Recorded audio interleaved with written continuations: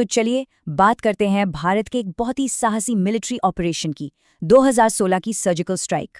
ये सब शुरू हुआ कश्मीर के उरी सेक्टर में, इंडियन आर्मी के एक हेडक्वार्टर से। उस रात जैश ए मोहम्मद के 4 आतंकवादी अंधेरे का फायदा उठाकर बेस में घुस आए। उनका निशाना बने वो सैनिक जो यूनिट बदलते वक्त टेंट में आराम कर रहे थे। ये हमला आर्मी पर हुए सबसे घातक हमलों में से एक था।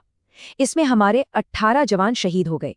इस हमले से जाहिर है पूरा देश हिल गया और सरकार ने तुरंत जवाब देने के बारे में सोचना शुरू कर दिया।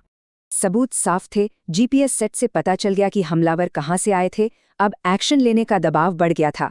तो कुछ ही दिनों में जवाबी कार्रवाई का फैसला तो हो गया, पर इसकी जो मंजूरी मिली वो काफी अनोखी थी। डिफेंस मिनिस्टर का बस एक शब्द, बरोबर, और इसी एक शब्द ने इस सीक्रेट मिलिट्री ऑपरेशन को हरी झंडी दे दी। अब देखते हैं कि कैसे इस मिशन की प्लानिंग की गई, वो भी एकदम टॉप सीक्रेट तरीके से। इतनी ज्यादा गोपनीयता बढ़ती गई कि ऑपरेशन का कोई नाम तक नहीं रखा गया था। ऑपरेशन का मेन टारगेट थे ये लॉन्च पैड्स, जिन पर हमारी इंटेलिजेंस एजेंसियां पहले से ही नजर रखे हुए थी।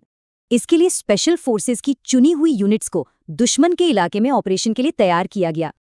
और फिर उरी हमले के ठीक 10 दिन बाद 28 सितंबर की रात को ऑपरेशन शुरू हुआ। मिशन था एलओसी के पार 7 अलग अलग लॉन्च पैड्स पर एक साथ हमला करना और उन्हें तबाह कर देना। रात के अंधेरे का फायदा उठाते हुए 2 यूनिट्स अलग अलग जगहों से दुश्मन के इलाके में दाखिल हुईं। और ये कोई छोटा मोटा ऑपरेशन नहीं था, ये करीब 250 किलोमीटर के एक बहुत बड़े इलाके में फैला हुआ था।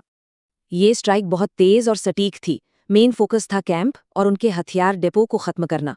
मिशन तो पूरा हो गया है, पर अब शुरू हुआ सबसे खतरनाक हिस्सा, भारतीय इलाके में सुरक्षित वापस लौटना। और कमाल की बात यह है कि इस मिशन में एक भी भारतीय सैनिक शहीद नहीं हुआ, सिर्फ 2 को मामूली चोटें आईं। बाद में सैटेलाइट इमेजरी से पता चला कि इस स्ट्राइक में करीब 38 से 40 आतंकवादी मारे गए थे। अगली सुबह इंडियन आर्मी के डीजीएमओ ने प्रेस कॉन्फ्रेंस करके दुनिया को इस कामयाब ऑपरेशन के बारे में बताया। पूरे देश ने इन सैनिकों की बहादुरी को सलाम किया और उन्हें कीर्ति चक्र और युद्ध सेवा मेडल से सम्मानित किया गया। तो इस ऑपरेशन ने भारत की काउंटर टेररिज्म पॉलिसी को हमेशा के लिए बदल दिया। पर सवाल ये है, इसका लॉन्ग टर्म असर क्या हुआ?